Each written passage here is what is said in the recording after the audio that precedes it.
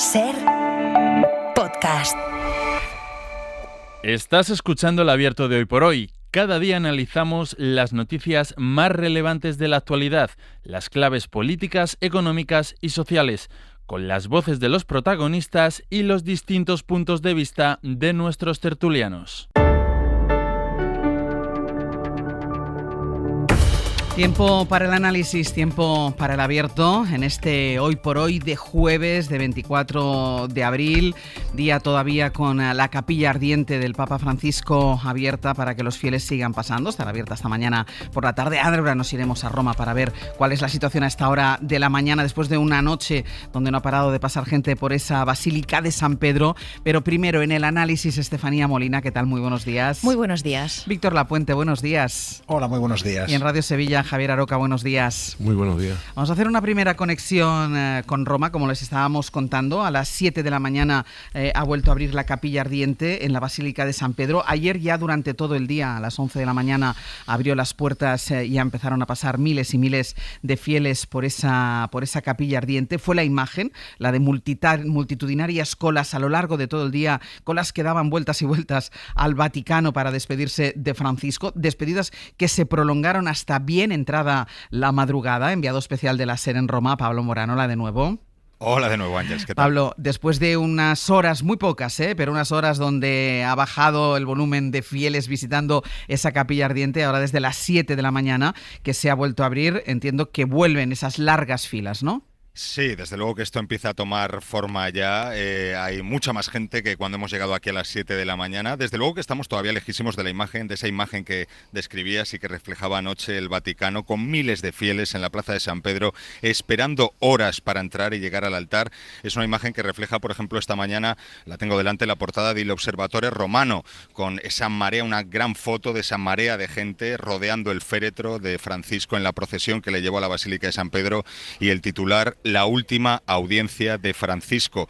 Pero como te decía, las primeras horas han sido un buenísimo momento para entrar, para cumplir y cubrir ese recorrido. Nosotros lo hemos hecho con esos fieles en apenas 20 minutos, pero como te digo, la cola, la espera está creciendo por minutos, y ahora cuando hemos salido de San Pedro, pues hemos visto a mucha más gente ya. Se podría hacer un análisis sociológico preguntando a las personas el motivo que les lleva a hacer esas largas colas, a estar esas horas esperando, porque debe haber de todo. Es evidente que habrá fieles que sí que quieren dar su último adiós al Papa, habrá mucho curioso, habrá turista que, aprovechando que estaba en Roma, dice, bueno, pues yo me pongo en la cola y así también veo al Papa, y gente incluso, porque es que me ha hecho mucha gracia, Pablo, y quiero volver a escucharlo porque nos lo contabas a las 8 de la mañana, gente que sí, que tenía previsto ir al Vaticano y que ni siquiera sabía que el Papa estaba expuesto ahí.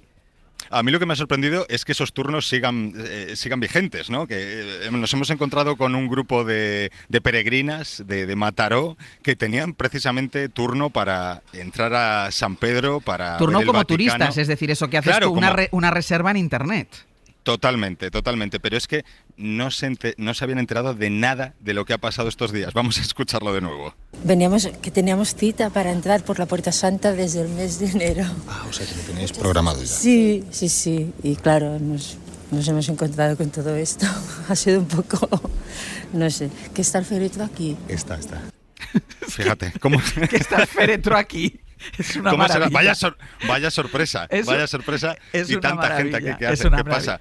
¿Será que no hemos dedicado suficientes horas? Exacto. Pues mira, alguien que no nos estaba escuchando. Bueno, el hecho es, Pablo, que se reanudan las colas y que vuelven a pasar todos esos fieles, curiosos, turistas, lo que sea, para ver el féretro del Papa Francisco, que por cierto ha estado un rato, teníamos aquí la señal en directo, y ha estado antes de las 7 de la mañana, lo han cubierto, han puesto una especie de parapeto en torno al féretro, que entiendo que es pues para arreglar el féretro y para que pudiera otra vez abrirse al público como está. Te dejo ahí dando vueltas por la cola, Pablo, a ver si te encuentras, sobre todo, motivos, que a mí es lo que me llama la atención, lo que lleva a la gente a hacer esas colas tan largas, ¿de acuerdo? Venga, vamos a buscarlos. Vuelvo contigo en un ratito. Vamos a hacer una pausa, a la vuelta vamos con toda la actualidad y volveremos evidentemente a Roma en este segundo día de capilla ardiente del Papa Francisco.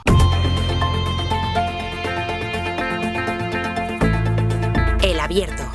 Ser podcast. En el Abierto, Estefanía Molina, Víctor Lapuente y Javier Aroca.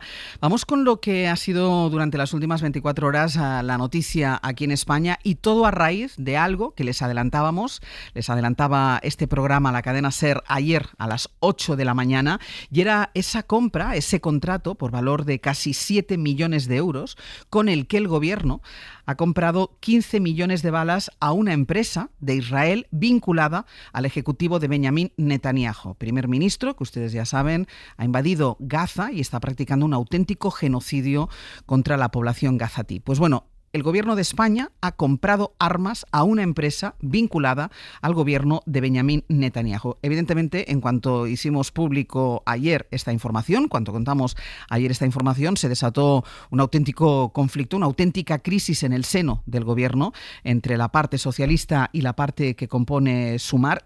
Hubo amago de abandonar el gobierno, y quien amagó más intensamente es uno de los grupos, uno de los partidos que forma parte de Sumar, que es Izquierda Unida, que llegó a decir a primera hora, en cuanto se supo la información, llegó a decir que se podía abandonar el gobierno. Guillermo Lerma, buenos días. ¿Qué tal? Buenos días, Ángels. Luego, a lo largo del día, y ahora lo contaremos, las aguas se fueron calmando, ya se matizó esa voluntad de abandonar el gobierno, pero el hecho, y lo hemos avanzado también hace unos minutos, a las 8 de la mañana, el hecho es que Moncloa está barajando alternativas, está mirando a ver qué puede hacer para ver si hay posibilidad de dar marcha atrás con este contrato. Sí, eso a pesar de que Interior aseguró ayer que se habían estudiado durante 6 meses todas las posibilidades de anulación de ese contrato y que fue por recomendación de la Abogacía del Estado por lo que se había decidido no rescindirlo, que ya se encontraba ese contrato en una fase muy avanzada y que por lo tanto habría que abonar ese dinero a pesar de rescindirlo. Lo cierto es que tras el revuelo político y la reacción de Sumar, en la Moncloa no dan por cerrada la decisión, creen que puede haber opciones para anular esa contratación, no apuntan aún a cuál sería la solución, a la espera de abordarlo también con el propio ministro Marlaska, que ayer toda esta polémica le coincidió con un viaje oficial a Irak. Las fuentes consultadas aseguran que se siguen buscando, por tanto, alternativas para intentar dar marcha atrás e intentar cumplir así con el compromiso que verbalizó la portavoz del gobierno en el mes de octubre, cuando la SER reveló la existencia de ese contrato, o el propio presidente en sede parlamentaria en abril del año pasado. Quédese tranquilo, desde el 7 de octubre España no desarrolla ninguna operación de compraventa de armas con Israel. Ninguna. Eso quiero que lo tenga usted claro, para que también lo tenga claro, lógicamente, el conjunto de la ciudadanía española. Respondía así Sánchez a preguntas del portavoz de Esquerra, Gabriel Rufián. En el PSOE admiten incomodidad con lo ocurrido, entienden el malestar de la formación que lidera la vicepresidenta Yolanda Díaz, pero rebajan la gravedad de la situación y de las consecuencias políticas que puede tener esto para la coalición. Dicen que tanto Sumar como los partidos que forman parte de la coalición tienen claro que no ha habido mala fe y que ellos son los primeros interesados en cumplir con ese compromiso respecto a la compraventa de armas al país hebreo. Guille, gracias. Hasta luego. No lo han escuchado, Fue una primera información dada también por esta casa, dada por la cadena SER, que hablaba de la compra de estas balas a esta empresa israelí vinculada a Benjamín Netanyahu, lo que provocó que se preguntara al gobierno, tanto Pilar Alegría como el propio Pedro Sánchez, lo acaban ustedes de escuchar en sede parlamentaria, decía que no había nada de esta compra. Y claro, lo que pasa ahora, Javier Bañuelos, buenos días. ¿Qué tal, Ángels? Buenos días. Es que desde el Ministerio de Marlaska se agarran a un documento de la Abogacía del Estado, documento que no ha trascendido, pero que, según explica Interior, deja claro que si el gobierno diera marcha atrás a este contrato, si dijera que no finalmente a la compra de estas balas, tendría igualmente que pagar. Eso es, sí. A eso se aferra el Ministerio del Interior. Argumentan que la anulación del contrato hubiera supuesto abonar el precio a esta empresa israelí sin recibir además esos 15 millones de balas que necesita la Guardia Civil. Lo cierto es que desde ayer hemos preguntado a Ángels, a Interior, exactamente cuánto dinero tendrían que pagar de indemnización, pero seguimos sin respuesta. Interior da a entender que sería el 100% del contrato, es decir, los casi 7 millones de euros, pero no lo concretan. De hecho, en el contrato sí se menciona que habría que compensar a la empresa, pero solo por los gastos acusados de haber roto el contrato antes de su formalización. En las últimas horas, además, hemos vuelto a preguntar al Ministerio del Interior si su decisión de no anular esta compra sigue adelante, a raíz de la información que ha adelantado esta mañana aquí en la SER Guillermo Lerma, pero en Interior mantienen que no hay novedades, se remiten a lo dicho hasta ahora, es decir, la compra sigue adelante. Por cierto, Ángeles, una curiosidad, hoy estaba previsto que el Ministerio del Interior participase en la lectura continuada del Quijote en el Círculo de Bellas Artes, así figuraba hasta ayer en su agenda, pero ahora mismo, Ángeles, esa previsión ha desaparecido de su agenda pública. Maño, espera, que te quiero preguntar otra cosa sobre algo que has contado a las 8 de la mañana, pero déjame que salude a Josué Coello. Coello, buenos días. ¿Qué tal, Ángeles? Buenos días. Porque vamos con esas horas que pasaron para la coalición de Sumar y para Izquierda Unida, desde que a primera hora amagaban con abandonar el gobierno, a cómo a última hora ya fueron matizando esta amenaza de abandono, y ahora lo que piden sobre todo y por todas partes es la comparecencia del ministro Marlaska. Exigen explicaciones al ministro del Interior y recuerdan además que este contrato, recuerdan en Sumar, incumple uno de los compromisos acordados con el gobierno, que era no negociar con Israel ni la venta ni la compra de armas. Sí, la convivencia interna en Sumar se ha alterado a cuenta de la compra de balas a Israel, porque Izquierda Unida, que históricamente ha defendido un discurso muy antibelicista, ha tenido que asumir decisiones que van en otra dirección. Por eso, ayer abrió la puerta a salir del gobierno, una opción que, según fuentes de la formación, estuvo encima de la mesa, pero que poco a poco fue matizada, porque si este escenario fue real durante buena parte del día, ya por la tarde el tono de su coordinador general era otro, preguntado en hora 25. Cuanto antes haga el Partido Socialista esa modificación, antes salimos adelante. Nosotros queremos mantener el gobierno de España y seguir haciendo reformas sociales y de calado para mejora de los trabajadores y trabajadoras de nuestro país. Antonio Maello pone la pelota en el tejado del PSOE, pero insistiendo en que alguien tiene que asumir las consecuencias de una decisión, la de la compra de armamento a Israel, que todos critican en Sumar. De hecho, fuentes de otros partidos de la órbita, como Compromís, Comuns o Más Madrid, nos dicen que entienden a Izquierda Unida, pero no comparten esta amenaza justo ahora cuando hay que negociar con el PSOE. Incluso Ernest Urtasun, uno de los ministros de Sumar que puso objeciones el pasado martes en el Consejo de Ministros, cerraba la puerta a cualquier paso en falso. En ningún momento está encima de la mesa el riesgo, ni la participación de Sumar en el gobierno, ni la continuidad del gobierno de coalición. En eso quiero ser claro, el gobierno no está en un momento en cuestión ni nuestra participación en gobierno. Respeto mucho los debates que se puedan producir en Izquierda Unida en este caso, pero eso no está en ningún caso en cuestión. Y todo ello, Ángeles, con Podemos, que ha cogido la histórica bandera antimilitar y antibelicista de Izquierda Unida, viendo desde la distancia una crisis en Sumar que los de Yolanda Díaz quieren cerrar con una reunión de los partidos que conforman la coalición. Josu, gracias. A vosotros. Baño, y lo que contabas a las 8 de la mañana es que este no es el único contrato que tiene el gobierno sobre la compra-venta, ya no solo de armas, sino de material de seguridad con empresas israelíes. Sí, y además muy recientes. De hecho, se lo ha llevado precisamente la misma empresa israelí que va a suministrar esos 15 millones de balas, la filial en España de IMI System, que formalizó otro contrato con el gobierno el pasado 10 de abril. Lo firmó, de hecho, el número 2 del Ministerio del Interior. En este caso son 320.000 euros en material de seguridad, en concreto para las placas de protección que equipan los chalecos antibalas de la Guardia Civil. Hay que recordar que en octubre del año pasado la ministra de Defensa, Margarita Robles, ya explicó a su colega de Consejo de Ministros, Pablo Bustinduy, ministro de Derechos Sociales, que todos los contratos de adquisición de armamento israelí están en suspenso. Suspendidos sí, pero anulados no. La prueba, Ángeles, es que hay al menos otros 3 contratos de defensa que siguen vivos con empresas israelíes. Por ejemplo, el que adjudicó el Ejército de Tierra en noviembre del año pasado, también a IMI System, un contrato de casi 2 millones en mejora de munición. Lo mismo ocurre con los casi 240 millones destinados a comprar lanzamisiles contra carro Spike, o los 207 millones para equipar a los cazas españoles con un sistema de guiado láser para el combate aéreo. Contratos que, insistimos, a día de hoy no constan como anulados. Mañuelos, gracias. Un abrazo. Hasta luego. Bueno, es evidente que todo que tiene que ver con la defensa, con el gasto en defensa, tensa las relaciones entre los socios de gobierno, también con los socios de investidura, con buena parte de los socios de investidura del gobierno, pero sobre todo tensa las relaciones dentro de la coalición del gobierno, y además en este caso con Sumar, que se encuentra a Podemos, con el aliento de Podemos en el cogote en esta materia. Pero claro, en esta ocasión, Víctor, va más allá, porque primero hay una contradicción flagrante del propio gobierno, y hemos escuchado las las palabras del presidente, cómo dice que en ningún caso se va a ejecutar este contrato, cómo finalmente se acaba ejecutando. Sí, a ver, bueno, si un gobierno hace pública una adjudicación para la compra de armas el Viernes Santo y no son espadas de soldados romanos para las procesiones, podemos sospechar que es una adjudicación incómoda.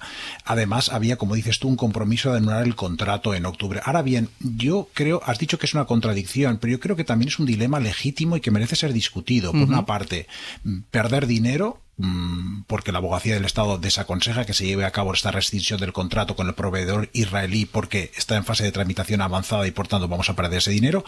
Por un lado perder dinero y por otro lado perder la dignidad que supone comprarle a Israel en estos momentos. Es un dilema complejo y legítimo, pero se necesita que se explique. Yo esperaría de alguien, espero de Grande Marlaska o de alguien que nos diga, pues mira, no nos gusta comprar balas a Israel porque pesa sobre sus dirigentes una orden internacional de arresto por parte de la Corte Penal Internacional, pero perder 6 millones de euros y que esas balas se usen para otros fines menos nobles que en las cartucheras de la Guardia Civil nos parece todavía peor. Pues bien, espero una explicación así, ¿no? Pero no está teniendo lugar esta explicación. Y en relación a la reacción de Sumar, de Izquierda Unida, como tú comentas, es una desavenencia y aquí sí que hay una incoherencia muy fuerte, ¿no? Porque Sumar ha sido muy contundente en su comunicado. Es verdad que se fueron matizando las declaraciones a lo largo del día de ayer, pero se dijo claramente en el comunicado, está por escrito, que la suspensión del comercio de armas con Israel no solo es una medida justa, sino que además es en consonancia con los tratados internacionales, con lo cual parece que es una cuestión de casi de vida o muerte del gobierno, ¿no? Yo creo que el problema de fondo no es tanto aún así de sustancia como de método. Yo creo que la parte no socialista del gobierno, no sé cómo definirla, no socialista como mínimo del gobierno, hay hartazgo de una forma de tomar decisiones de forma unilateral por la parte socialista, ¿no? Por parte de Pedro Sánchez, y está claro que un día va a llegar la gota que desborde el vaso. No sé si será esto, no sé si es suficiente para romper, es verdad, pero es que yo creo que en estos momentos la cuestión no es una amenaza de ruptura del gobierno, como dijo Ernest Urtasun, en ningún momento está en riesgo la participación de Sumar. Ahora bien, ¿está en condiciones Ernest Urtasun de garantizar que, no sé, la Sira Rego de Izquierda Unida va a salir del gobierno? Esa es la cuestión, que no sé si Sumar tiene capacidad para controlar su propia participación en el gobierno. Bueno, el propio Izquierda Unida también matizó, ¿eh? O sea, no solo Sumar rebajó desde primera hora de la mañana. También, el Partido Comunista, porque, hubo una rectificación de todos. Claro, efectivamente, hemos escuchado lo que dijo Maillo, coordinador general de Izquierda Unida, por la mañana, que era, vamos, la ruptura le faltaban 5 minutos y luego estuvo con Aimar en hora 25 y ya era todo mucho más matizable. Aroca. Bueno, empezando por los dilemas éticos, ¿no? El dilema ético no es solo comprarle armamento a Israel en estos momentos de agresión genocida contra los palestinos. Es poco ético comprarle armamento a secas a un Estado que lleva violando el derecho internacional desde su propia fundación y que lleva en una política de exterminio contra los palestinos y de ocupación territorial. Hay que recordar, por ejemplo, los Altos del Golán, Jerusalén, Cisjordania y todos los territorios, algunos incluso hasta reconocidos en su anexión por Trump en su primer mandato. Por tanto, la ética en este sentido, bueno, es una ética un poco relativa, ¿no? Ahora, si hay una actitud ética, ¿cuánto cuesta rescindir esto? ¿6 millones de euros? Eso sí sería un pago ético. Decir, oye, si al Estado español le cuesta 6 millones rescindir este contrato, a mí me parece bien. Me parece que es una postura ética que podremos compartir muchos demócratas de este país. Bueno, además, ¿qué son 6 millones de euros comparado con los 10.000 millones que se va a gastar el gobierno en defensa? Porque yo creo que también aquí hay un poco de juego de mesa, ¿no? No sé si es ajedrez, damas o backgammon, pero claro, al gobierno le cuesta muy poco echarse para atrás por 6 millones de euros y al mismo tiempo que no hablemos de los 10.000 millones en aumento del gasto de defensa. Por lo demás, en la segunda parte, los partidos, bueno, Sumar es un ectoplasma político, ¿no? Por tanto, lo que pase con Sumar, a mí eso hasta cierto punto no le doy demasiada importancia.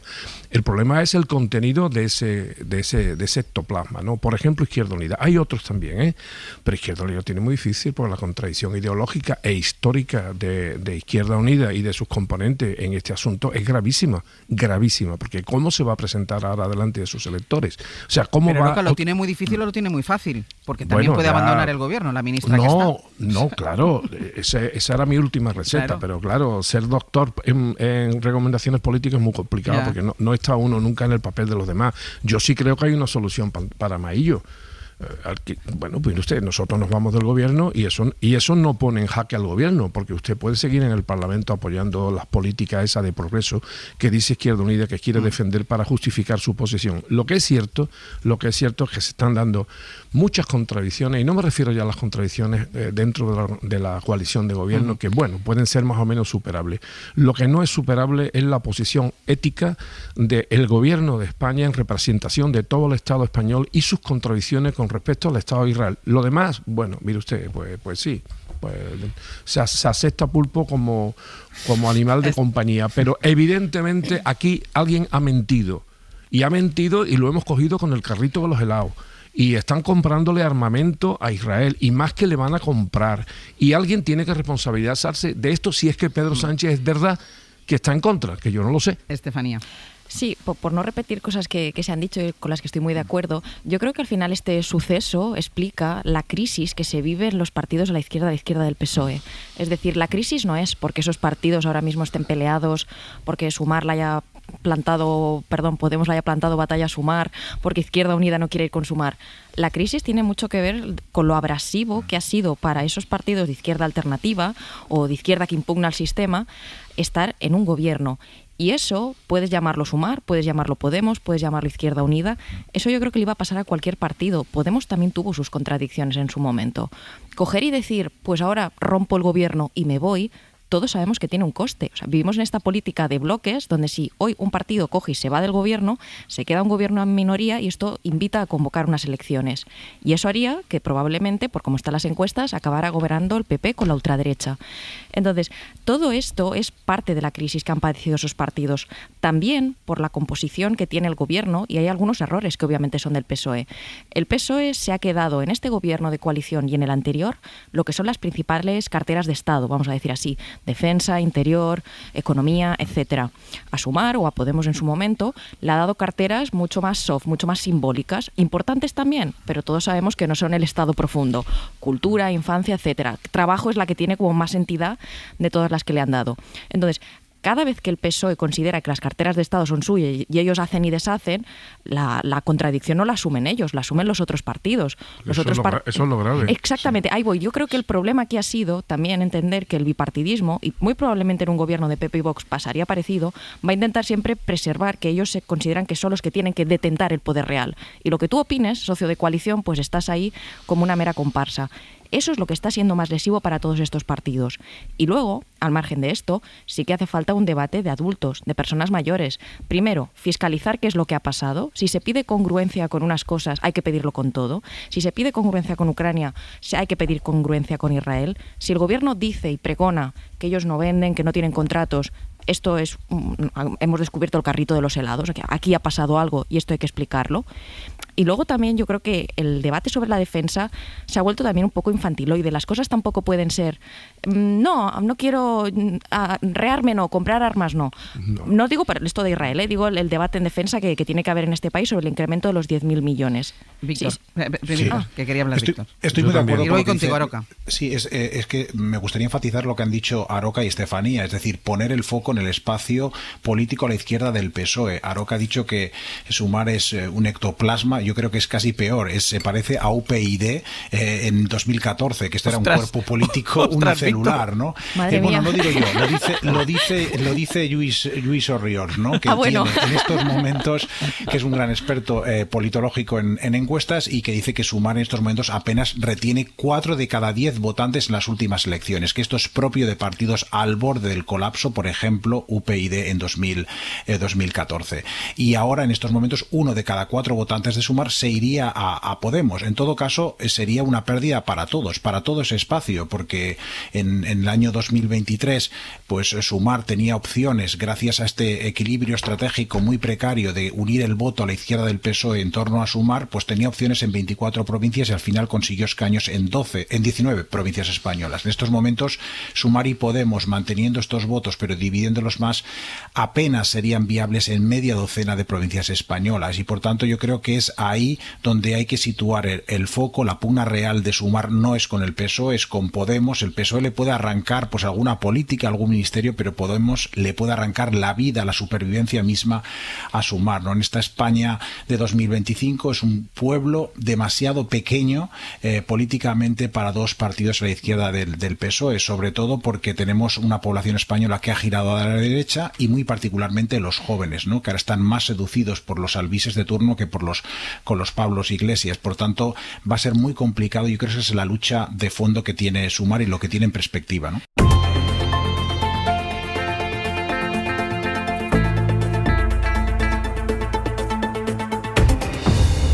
Abierto Estefanía Molina, Víctor Lapuente y Javier Aroca. Ahora seguimos con el análisis en la crisis suscitada en el gobierno después de la información por la compra de balas a una empresa vinculada al gobierno de Israel, al primer ministro Benjamín Netanyahu. Pero antes, dejadme que me vaya un momento a Huelva con una última hora de lo que puede ser un nuevo crimen machista en España. Huelva, Santiago González, buenos días. Hola, buenos días, Ángel. Sí, de nuevo la Guardia Civil ha abierto de momento solo una investigación tras ese hallazgo del cadáver de una mujer. Tiene unos 50 años, sobre las 8 de esta misma mañana, con signos de violencia en su vivienda en la localidad onubense de Cartaya. Podría haber fallecido, parece, por martillazos que ha recibido presuntamente por su posible pareja. La investigación del Instituto Armado se encuentra en su fase inicial para determinar las causas del suceso y por el momento no se descarta ninguna hipótesis, pero podría tratarse, como decimos, de un nuevo crimen de violencia de género. Por el momento no está confirmada la detención de ninguna persona.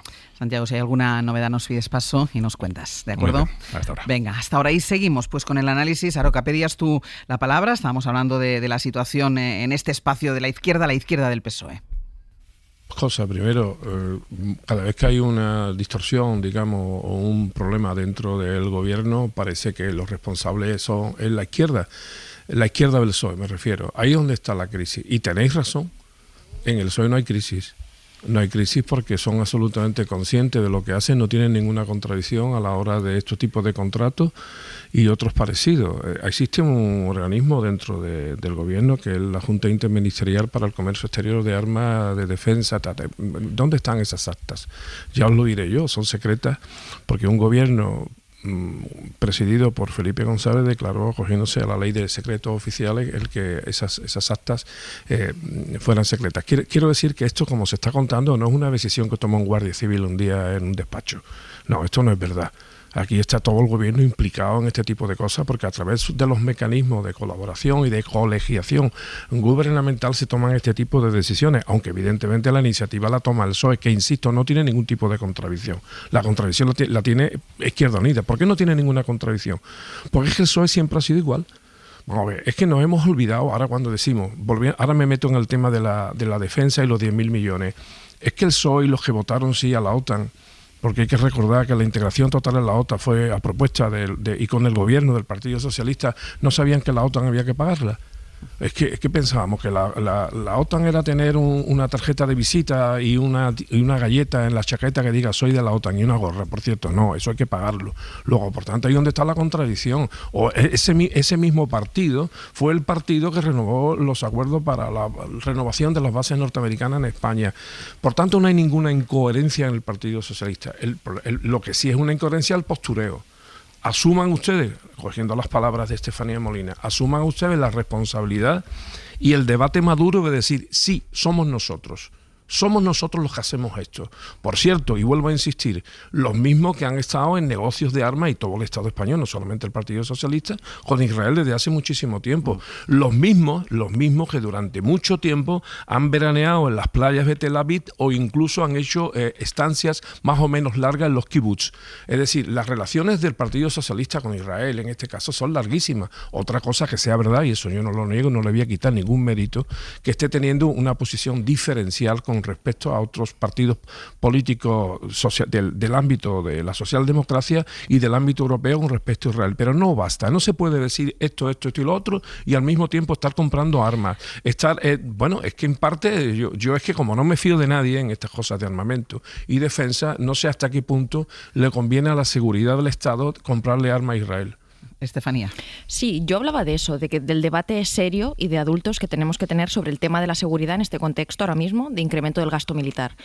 Yo creo que no vamos a tener ese debate serio y de adultos. Para empezar, porque asumido cuáles son los partidos que sustentan al gobierno, Pedro Sánchez ha decidido que el incremento se hará pues por modificación del Consejo de Ministros y moviendo algunas partidas, por lo cual Sumar se la tendrá que envainar, dicho coloquialmente, en el Consejo de Ministros, como en su momento también tuvo que hacer Podemos cuando hubo otros incrementos del gasto militar, y al Congreso irá una especie de discusión, pero me parece que ni siquiera se va a invitar a votar en el Congreso, se producirá un debate y no habrá una votación.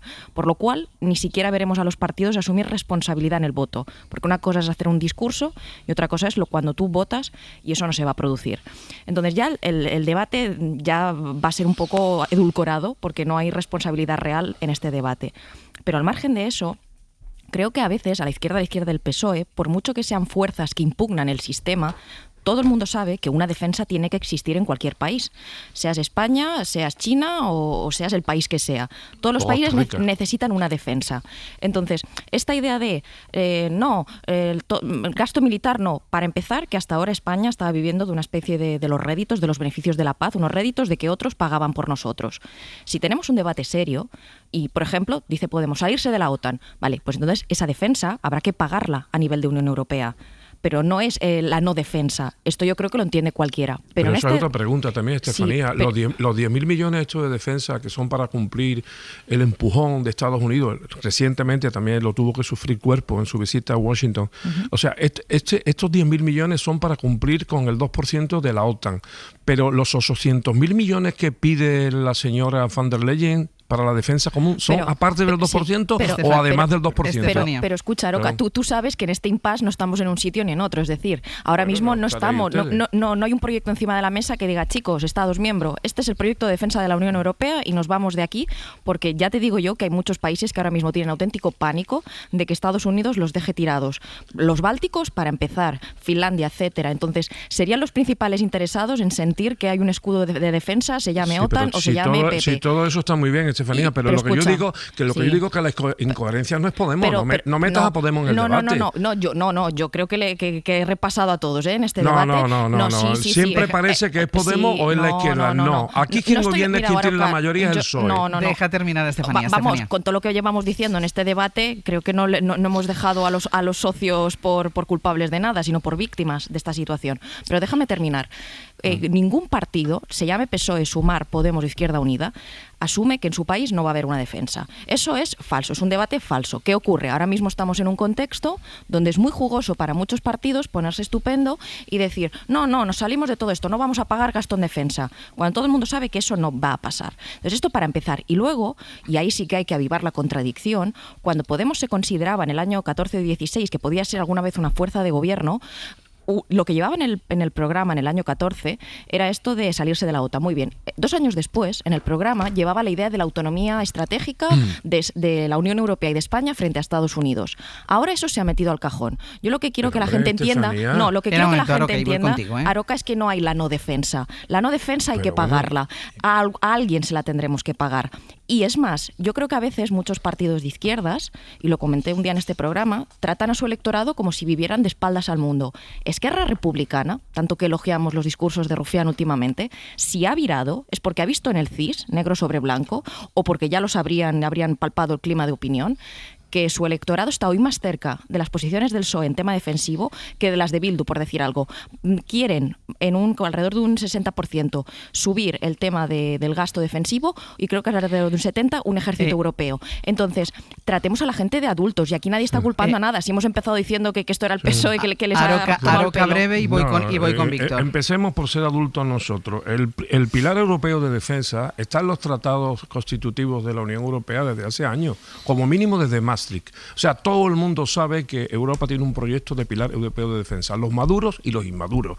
El problema es que los dirigentes políticos no han querido desarrollar el pilar europeo de defensa y siguen dependiendo en un ejercicio de sumisión absolutamente arrastrada por los fangos del Estados Unidos. Y ahora se nos ven las contradicciones. Y con respecto al cambio, me da igual que sea Podemos, me da igual que sea cualquier parte débil en un gobierno de coalición. Yo he sido parte débil en un gobierno de coalición y sé de lo que estoy hablando.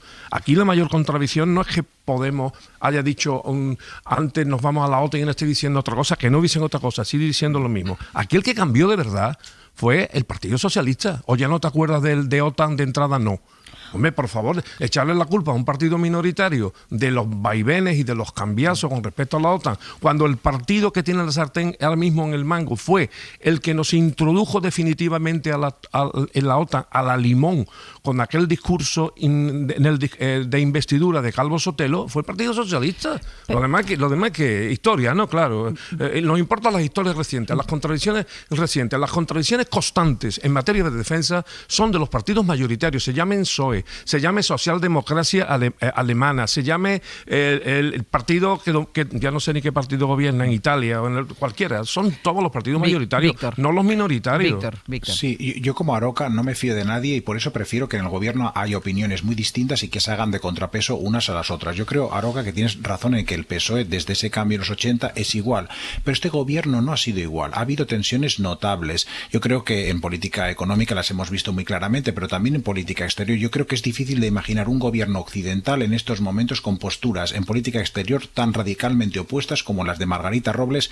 y las de Sira Rego. Yo prefiero que estas discrepancias estén dentro del gobierno que no fuera del gobierno, porque creo que las discrepancias son positivas. Y por otra parte, no creo que la amenaza de ruptura sea creíble, porque bueno, salir de este gobierno e impedir que en España haya un gobierno de derechas, pues es difícil de compatibilizar. Y un último punto en lo que decía Estefanía, que creo que es muy importante. Es verdad, como decía Javier, no sabemos muy bien estos 10.000 millones en qué se van a gastar, de dónde van a salir, y que generan mucho tipo de problemas, sobre todo al votante de izquierdas. Pero también es verdad que 3 de cada 4 españoles están a favor de un rearme de algún tipo, de aumentar las capacidades defensivas. Y eso incluye, como ha dicho Estefanía, al 60% de los votantes de Esquerra Republicana y a más del 50% de los votantes de Sumar. Con lo cual ellos, dentro de su propio electorado, tienen esta división. Y yo creo que eso es algo positivo y es bueno que en un gobierno podamos tener estas opiniones tan contradictorias. Sí, pero también, perdóname que te diga, que también la inmensa mayoría de los españoles piensa que le pueden ocupar su casa o incluso que se la han ocupado, y las estadísticas dicen que solamente el 0,1% es real. Claro, es que en esto que dice Aroca, y haciendo referencia que los datos son los que son, pero si estamos pidiendo al gobierno, al que sea, que nos trate como adultos, falta muchísima explicación cuando se habla de rearme, de qué se habla, cuando se habla del aumento de gasto en defensa, de qué se habla. Entonces hay una sensación de alarma provocada también desde las autoridades comunitarias. Hay una sensación de alarma, cómprese usted un kit porque aquí va a venir la Tercera Guerra Mundial y no va a poder salir de su casa, que evidentemente se traduce, yo creo que la comparación que hacía Aroca era la buena con la ocupación. Los datos son estos, evidentemente, pero falta mucha explicación. Estefanía, y cierro contigo. Sí, y yo quería decir, pero si yo he empezado diciendo, no vamos a tener un debate serio y real, esos 10.000 millones, para empezar, hay algo que el gobierno ha dicho y no es cierto. El gobierno a la PSOE ha dicho y no es cierto. Dice, estos 10.000 millones solo pueden ir al gasto militar, ¿no? Bueno, podrían ir a otras cosas. Es ahí donde no hay el debate. Pero yo no estoy de acuerdo, Aroca, que digas que hoy hemos dejado al PSOE impune de todos y le hemos echado la culpa de ocultarle a sus Habéis socios. estado todos muy bien en esta parte. Me tengo que ir a publicidad. Bueno, además, esto es una cosa que es muy higiénica en democracia para alcanzar esa madurez que tú predicas, Estefanía, que pase el gobierno por el Parlamento. Pues exacto. Eso es lo fundamental, que tengo que decir que Estefanía también lo ha reclamado. Voy a hacer una pausa y a la vuelta vamos a seguir hablando de la guerra de Ucrania y de Trump amenazando otra vez a Zelensky con que acepte esas condiciones que evidentemente para Ucrania son inaceptables para alcanzar una paz.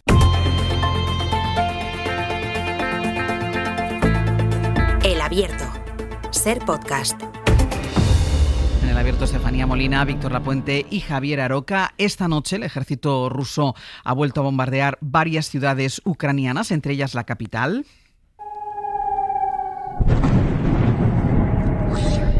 Ataques en los que han muerto al menos 9 personas, decenas han resultado heridas, entre ellas algunos niños. Nicolás Castellano, buenos días.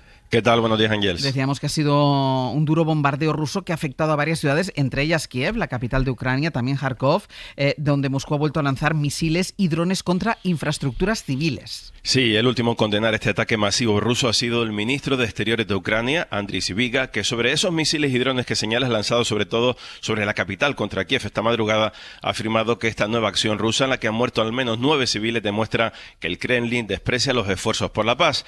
Dice literalmente en un mensaje en sus redes sociales que Putin demuestra con sus acciones, no con palabras, que no respetan ningún esfuerzo de paz y solo quiere continuar la guerra. La debilidad y las concesiones no detendrán el terror y la agresión, ha dicho hace solo unos minutos. Putin, que ha bombardeado, como dices, anoche Kiev y otras 7 regiones en el centro, el noreste, el sureste y el oeste de Ucrania. Prácticamente un ataque masivo, el de lo más importante de los últimos meses, que ha matado de momento a 9 personas. Y en la capital, su alcalde Klitschko ha señalado hace unos minutos que hay al menos 70 heridos, que hay 31 hospitalizados y que se sigue buscando entre los escombros. Y también esos ataques han llegado, como en las últimas horas y como en los últimos días, especialmente a Kharkov, a Sumy o a Zaporilla. Y todo esto, Nico, mientras Trump presiona a Volodymyr Zelensky para que acepte su propuesta de tregua, que es una oferta que pasa por la cesión del territorio ocupado por Moscú, pero que en Kiev evidentemente rechazan. Dice Zelensky que esa es una línea roja. Sí, lo podemos llamar presión o directamente decir que Trump quiere hacer claudicar a Zelensky, al que humillaba de nuevo en sus redes sociales en la tarde-noche de ayer, porque el ucraniano volvía a reclamar Crimea. Pero acto seguido, también en la Casa Blanca, decía que cree que tiene un acuerdo muy cercano tanto con Zelensky como con Putin. I just hope he gets this thing solved, because we're losing about, think of this, 5,000, I would say. Es la última referencia a lo que se puede ganar y perder en ese acuerdo, unas negociaciones en las que la voluntad de Trump es que Ucrania acepte esa cesión a Moscú de todo el territorio ocupado ya por Rusia, no solo Crimea, sino prácticamente ese 20% del territorio que ha ganado en los últimos 3 años de la gran invasión. Es la propuesta que desde Washington ha trasladado a Kiev y con la que presionan desde el despacho Oval, aunque para Zelensky estas condiciones son una línea roja. Por ello, el propio Trump ha vuelto a cargar contra el mandatario ucraniano, a quien ha acusado de dificultar el acuerdo de paz con Putin. Y una referencia más, Ángels, Estados Unidos y Trump decían que este mismo jueves se iba a firmar por enésima vez el anuncio del acuerdo de explotación de los recursos naturales ucranianos, y ese acuerdo de momento no llega. Es la última carta que le queda a Zelensky para intentar frenar al multimillonario presidente norteamericano en sus tesis siempre prorrusas en esta guerra. Nico, gracias. Uy, hemos perdido a Nico justo ahora. Bueno, pues no ha ido mal, porque mira, al menos ha podido terminar su crónica, no solo sobre la situación, sobre los duros bombardeos de esta noche sobre Kiev y sobre Kharkov, sino también esta presión, esta humillación de nuevo contra Volodymyr Zelensky. Recordemos, Víctor, que quería terminar o anunciaba o prometía que terminaría la guerra en 24 horas, le está costando un poco más y evidentemente su única propuesta para terminar esta guerra es que ceda Ucrania y se compren todas las peticiones y todas las demandas de Rusia. Pues sí, lo peor que se podía decir de un líder de una democracia hasta ahora era que estabas dispuesto a transigir con un Hitler, ¿no? Como Chamberlain y otros líderes europeos en la conferencia de Múnich, ¿no? A contemporarizar con un autócrata. Pero es que no que te ibas a poner del lado del autócrata y que atacarías a la democracia que el autócrata pretende invadir o que ha estado invadiendo, ¿no? Entonces la cuestión en Estados Unidos con Trump ahora no es la neutralidad o entrar en guerra contra el mal, que era el dilema que tenía Roosevelt, han tenido siempre los presidentes americanos, sino es entre la neutralidad y el apoyo directo al mal, ¿no? A Putin. El problema, yo creo que de Trump es doble. En primer lugar, no sabemos si el objetivo de lo que está ocurriendo en estos momentos, de estas presiones a Zelensky, son para que éste acepte el trato o, y como dicen algunos observadores, quizás es un pretexto diabólicamente planeado para justificar el abandono definitivo del apoyo norteamericano a Ucrania, que sería una tragedia. En segundo lugar, el problema no solo es la cercanía, como comentas ahora, Ángels, de la propuesta de Trump al ideal de paz de Putin, sino las incomprensibles prisas que ha tenido la administración norteamericana desde el primer minuto en este tema. Es una precipitación, creo yo, en cualquier negociación, aceptar el primer ofrecimiento para la paz que te ofrece una de las partes, en este caso Rusia, que recordemos es que Crimea quede en manos de Rusia y que luego las partes de las 4 regiones ucranianas que están parcialmente ocupadas, el Donetsk, Lugansk, Zaporilla y Gerson, queden también en manos rusas, además de que Ucrania no entre en la OTAN, etcétera. En general es desconcertante que sea tan mal negociador Trump. Trump, que escribió el libro sobre el arte de negociar, está violando todas las reglas, está incumpliendo la primera regla, que es no tener prisas, y incumpliendo la segunda regla, que no es revelar tus cartas. Y Trump en estos momentos ya está diciendo, o al menos no él directamente, pero mucha gente a su alrededor, que ya hay acuerdos con Rusia para alcanzar pactos energéticos y mineros con Putin, etcétera, y para levantar las sanciones a Rusia, con lo cual no solo está cercano a Putin, sino que además es un negociador pésimo, si es que lo que quiere realmente es negociar la paz, que lo dudo, obviamente. Estefanía. Sí, de todo esto se desprende una idea que ya se venía irradiando de los portavoces del Kremlin. Zelensky se ha vuelto una persona incómoda. Se ha vuelto una persona incómoda para Trump y se ha vuelto una persona incómoda para Putin. En el caso de Putin, porque seguramente si llegara un líder que no tiene toda la carga simbólica de Zelensky, que ha sido el símbolo de la resistencia de su país, y de hecho desde los portavoces del Kremlin se ha irradiado esta idea de que haya elecciones en Ucrania, ¿no?, en plena guerra, con miles de desplazados, personas que están luchando en el frente, las casas destrozadas, la gente viviendo como puede en las zonas de guerra. Querían unas elecciones para apartar a Zelensky y que llegue otro que no tenga ninguna carga simbólica y pueda asumir aquí cualquier tipo de rendición o lo que sea. Y por el lado de Trump, porque demuestra un poco la triquiñuela de Estados Unidos. Es decir, se ha apoyado a Ucrania para que se enfrentara a la invasión rusa y ahora Trump quiere hacer mutis por el foro y con toda la vergüenza que eso puede provocarle a muchos sectores en Estados Unidos. Por mucho que creamos que hoy el MAGA está mucho más cerca, y según los sondeos, de los valores vamos a decir autoritarios, o admiran mucho más a Putin que a Europa, y eso explica muchas de sus políticas, de ese desprecio que a veces denota su vicepresidente J.D. Vance hacia Europa. Hay profundos sectores de la sociedad americana que han crecido y se han criado con esta idea de que Estados Unidos apoyaba a Europa. Entonces, y de hecho a J.D. Vance, cada vez que va a algún sitio, le sacan carteles de vete con Putin a esquiar, cuando fue a esquiar a Vermont, etc. Entonces, eso genera unas contradicciones.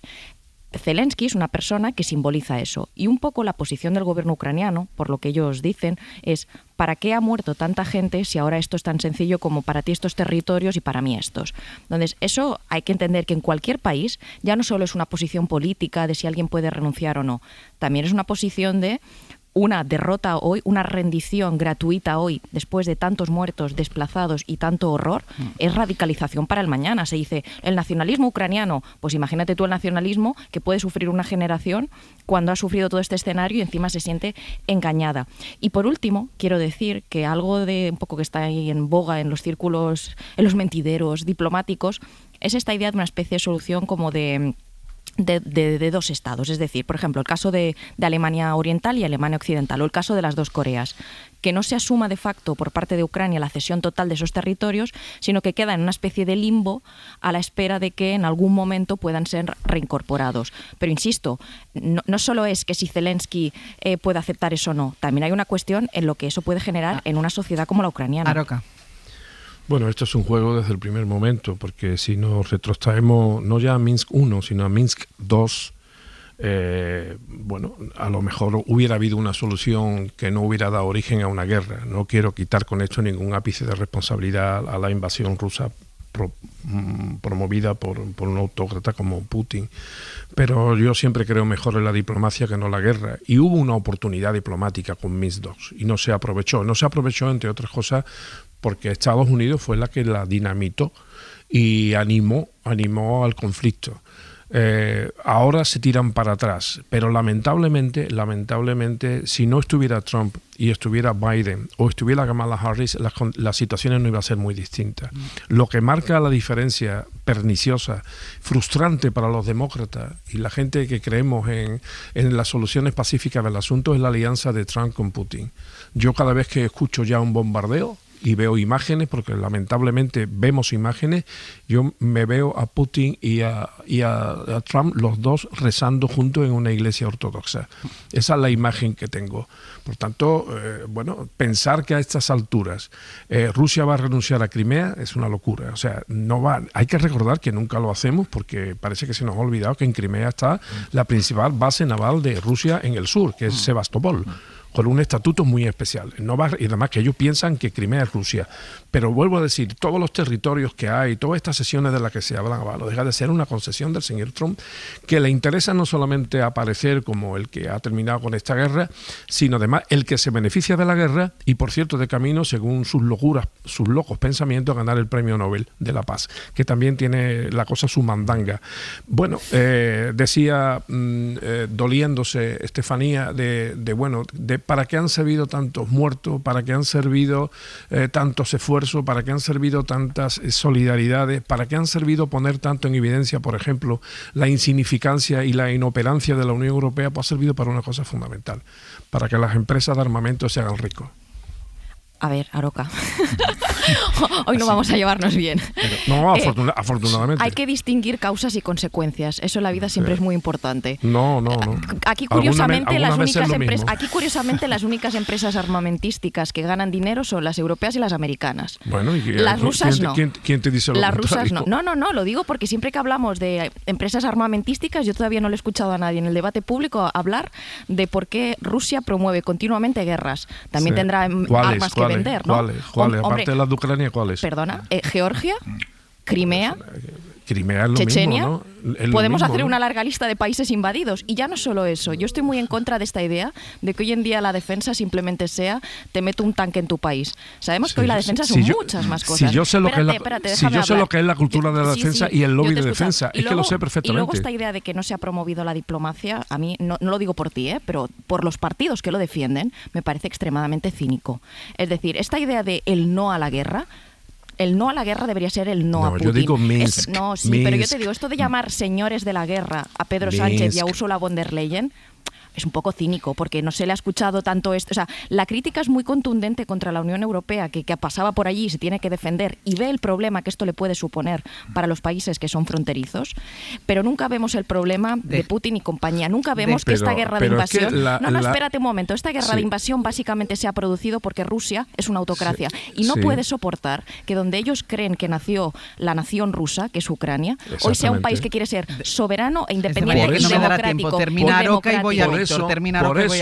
Por eso, el señor Putin, que es absolutamente criticable y absolutamente denunciable y condenable, tiene un tratamiento, en opiniones de mucha gente, distinto a nosotros. ¿Por qué? Porque nosotros somos una democracia. Y tenemos herramientas democráticas para hablar y para pronunciarnos y para decirle no a von der Leyen y para decirle no a mucha gente. Evidentemente yo eso no lo puedo decir en Rusia porque me meterían en la cárcel, ¿no?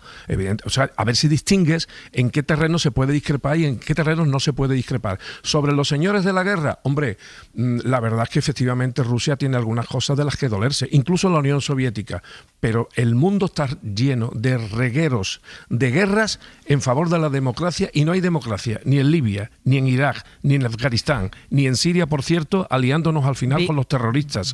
Por favor. Víctor, y cierro contigo. Sí, muy brevemente. Yo creo que discrepamos en cosas, pero son de matiz. De verdad, yo creo que podemos discutir si el único animador, yo creo que sí, que el único animador y el único cheerleader de la guerra ha sido Putin. Pero dicho esto, yo creo que estamos de acuerdo los tres en el fondo. Yo creo que los tres creemos que la gran aliada de Ucrania es la paz y la gran aliada de Rusia, de Putin, es la guerra. Mientras haya conflicto, el presidente ruso consolidará su poder autócrata.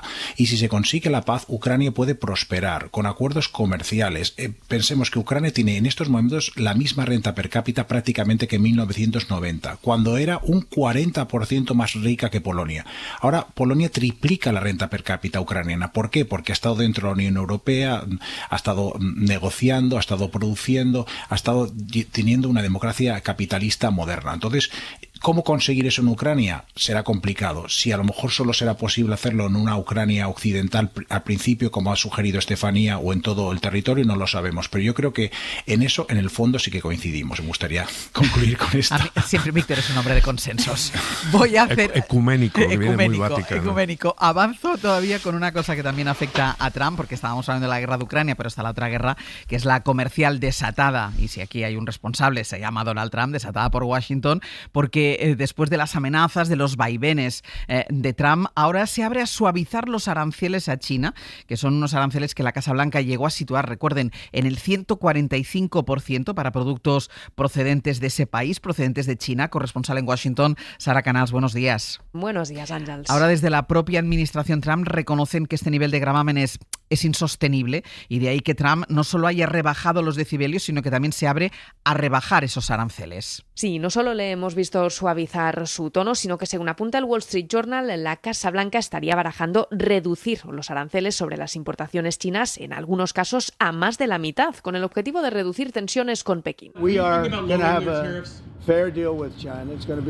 Será un acuerdo justo, aseguraba ayer Trump, mientras detallaba que se está negociando activamente, aunque desde Pekín ayer un portavoz del Ministerio de Exteriores advertía que Estados Unidos debe dejar de amenazar y chantajear a China. Y quien también ha suavizado el tono ha sido el secretario del Tesoro, Scott Bessent. Ayer reconoció que los niveles actuales de aranceles son insostenibles y que no le sorprendería que se redujeran de forma mutua a la espera de un acuerdo final con Pekín. Lo dijo, de hecho, en un discurso en el marco de las reuniones de primavera del Fondo Monetario Internacional y del Banco Mundial, que se celebran esta semana aquí en Washington, donde defendió las políticas proteccionistas de la Casa Blanca, pero en el que aseguró que Estados Unidos no quiere aislarse. America first does not mean America alone. América primero no significa América sola, declaraba mientras hacía un llamado a colaboraciones más profundas con socios comerciales. Un cambio de tono que ha sido muy bien recibido aquí por los mercados. Y eso ocurre, Ángels, pocos días después de que varios directores ejecutivos de grandes supermercados estadounidenses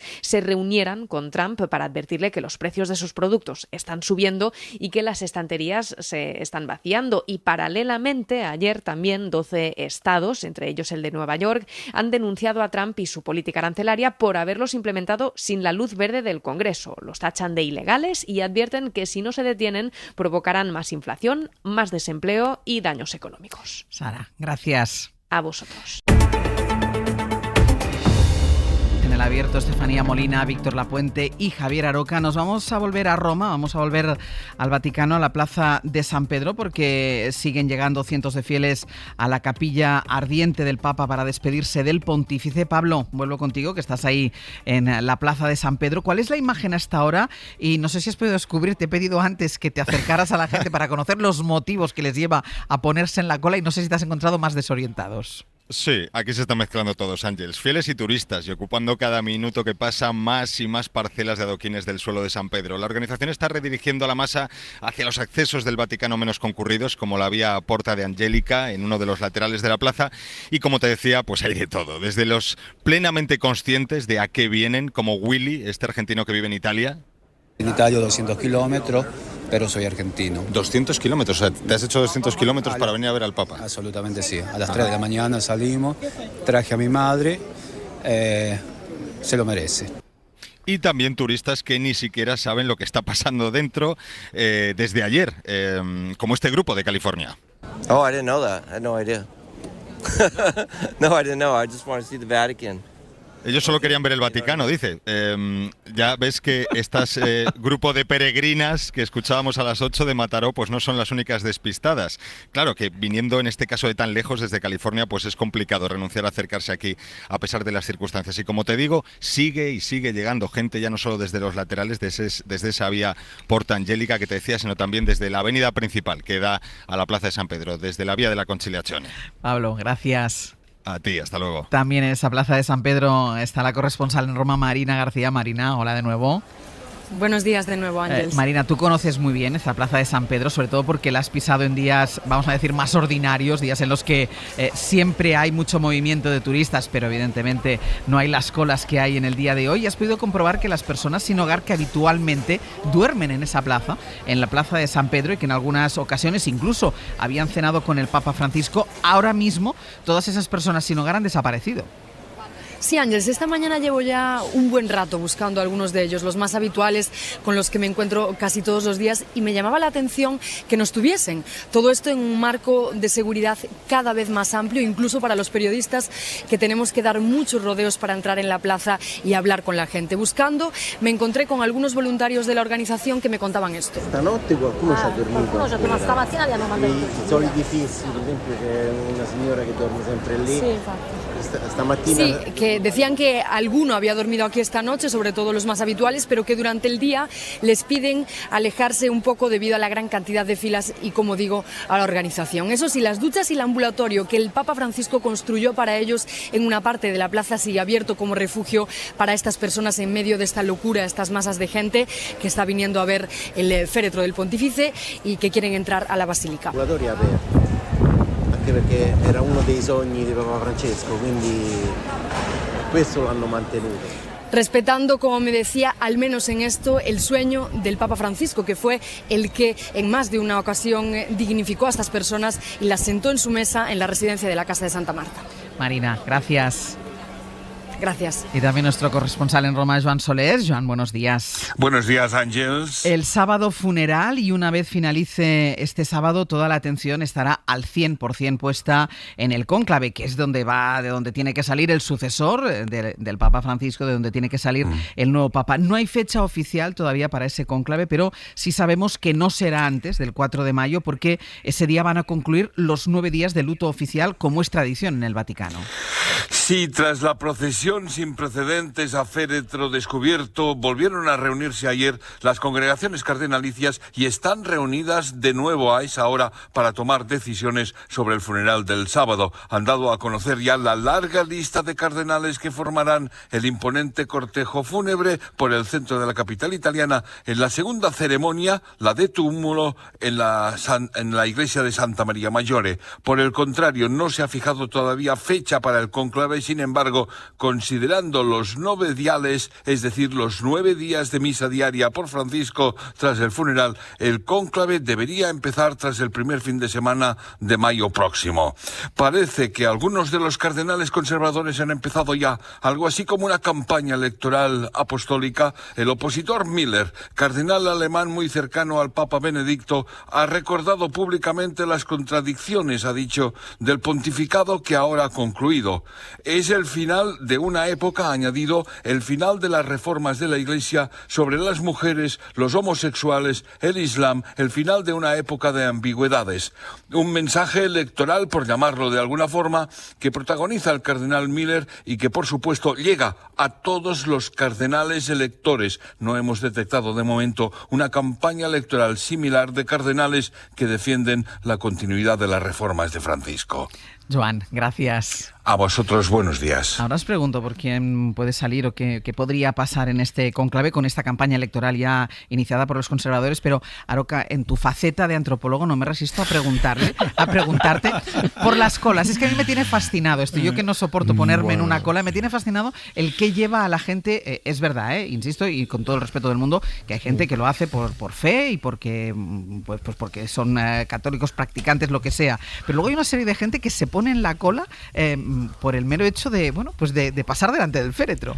Mira, yo te contaré dos cosas. Primero, me cogió el 78 la muerte de otro papa en Italia, en Roma. Iba con mi compadre Manolo León, que me estará escuchando, y no nos enteramos hasta que fuimos a un kiosco y le preguntamos, es decir, que esto va por barrio, ¿no? Y después otra cosa que tiene que ver en parte con la antropología, pero no todo, y es que hace mucho tiempo, no recuerdo el autor, pero hace tantos años, muchísimo, que decía que en todas las ciudades hay siempre 50.000 personas dispuestas a recibir a Jorge Negrete, a Fidel Castro o al Papa. O sea, y bueno, y para más datos, hay imágenes de cuando se casó María Jiménez en la iglesia de Santana, en Triana, en Sevilla, y había gente allí con las batas de Bugatiné, todo el mundo. ¿Por qué? Porque el espectáculo en la calle es gratis, ¿no? Claro. Y después, pero no me resisto a darte también mi apuesta. Como esto se ha convertido en un acto patriótico entre argentinos y tal, africanos, yo apuesto por Monseñor Cobo, José Cobo, que es cura de la órbita, digamos, progresista del Papa es papable, fallecido. Es papable. Sí, bueno, es que yo creo que es muy papable José Cobo, y además digo, como esto es todo un acto de patriotismo, pues José Cobo es andaluz y todos ellos quieren un papa andaluz. Por tanto, yo apoyo a José Cobo, que además que me cae estupendamente. Ya, imagínate que descubres que es del Betis. Pues no me extrañaría nada, porque vamos, yo creo que el Papa, que era del San Lorenzo de Almagro, pues le gustaría o le habrá gustado en su selección de cardenales gente afines, ¿no? Y la verdad que el Betis y el San Lorenzo de Almagro se dan un aire. No sé si es tanto apuesta, Víctor, pero sí es verdad, y lo decía ahora Joan Solés, como los conservadores se están moviendo y mucho, para intentar, si no revertir, para que no haya continuidad en las políticas del Papa Francisco. Sí, yo no voy a apostar a quién va a ser el nuevo Papa, porque históricamente era considerado un pecado muy grave además, y es ilegal en Estados Unidos, donde se apuesta a todo, pero hasta en el estado de Nevada es ilegal apostar a quién va a ser el nuevo Papa.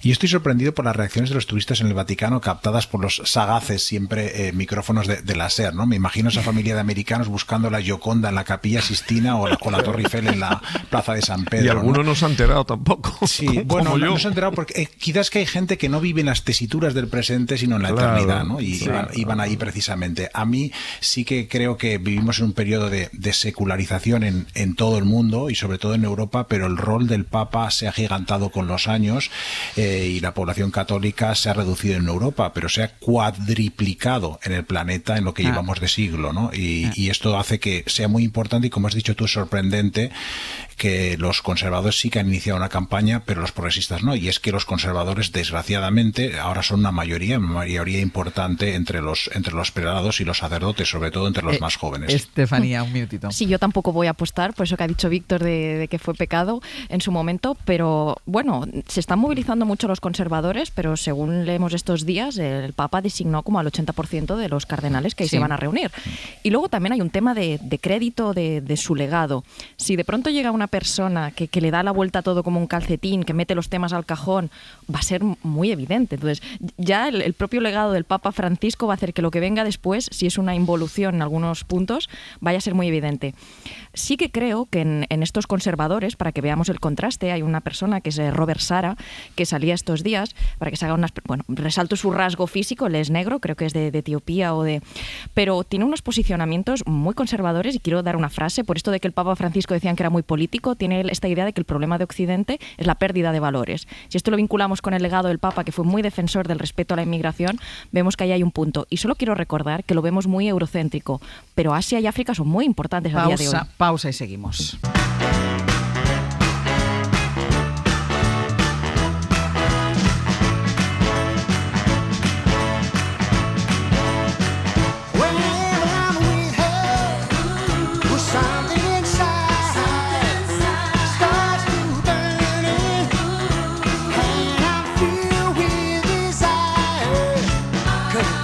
Pues vamos a ir terminando ya el abierto. Sergio Castro, Pepe Rubio, buenos días. Buenos días. A ver qué nos contáis ahora. Bueno, pues tenemos Consejo de Ministros como todos los jueves con Nuño Domínguez y Jaime García Cantero, y vamos a sumar un punto más a la biografía del Papa. El Papa tenía formación como químico, nos van a hablar de ello, y también de las sentencias contra Google acusada de monopolio y de la caída, ojo, de los beneficios de Tesla, un 71%. Ahí me quitan el 71% del sueldo y me vengo abajo. Pero a él le ha afectado un poco menos que a ti. Un poquito menos que a ti. Bueno, a partir de las 10:30 vamos a saludar a Alicia Borrachero como nueva amiga del Club de Amigos Alegres de Hoy por Hoy. La conocerán por su paso en series como Periodista, Hospital Central o Crematorio, por ejemplo. Y después, clase de lengua con Lola Pons. Vamos a trabajar el látigo de abril, los usos y abusos que se han dado durante todo este mes. Lo que hemos hecho mal durante este mes de abril. Sí, pero sobre todo centrado en lo que se ha escrito y dicho a propósito de la muerte de Mario Vargas Llosa y la obra más reciente del Papa Francisco. Vale. Bueno, en Vídeo y Cine el profesor Ocaña vuelve con el Papa, porque tenemos películas y series de papas, ¿no? Hay muchas. Hay muchas, y nos va a hacer un poco para que nos quedemos con lo bueno. Y después Costa Gabras, con 92 años, presenta su última película, La Última Ilusión, y crítica bajo demanda ¿Quién puede matar a un niño?, de Chicho Ibáñez Serrado. ¿Cómo me dejó de marcado esta película cuando la vi? Yo creo que no la he visto. Yo la vi, además la vi de niño, eso es horroroso. Vale, bueno, pues a ver qué dice. Ya lo lamentamos, Pepe. En Al Dente con Ainhoa Aguirregoitia. Así se explican las cosas. Bueno, pues con Al Dente con Ainhoa Aguirregoitia. La has dejado votando, Pepe. Sí. Bueno, pequeñas piezas de masa rellenas, cocinadas al vapor o bien fritas, que en cada país es verdad que tiene un nombre distinto, que a nosotros nos han llegado con la familiaridad de ser conocidas como yoizas o como dumplings, ¿vale? Dumplings, ¿eh? Dumplings. Y gyozas. ¿No yoizas? No son yoizas. Las yoizas son otra cosa. No sé qué son las yoizas. Las gyozas. No, yo las llamo yoizas. Por favor, llámalo a la Pons o algo. No, lo que tengo que llamar a Aroca es a la policía. Por eso digo yo. Señores, terminamos aquí el abierto. Estefanía Molina, Víctor Lapuente, Javier Aroca. Hasta la semana que viene. Adiós. Adiós. Para no perderte ningún episodio, síguenos en la aplicación o la web de la SER, Podium Podcast o tu plataforma de audio favorita.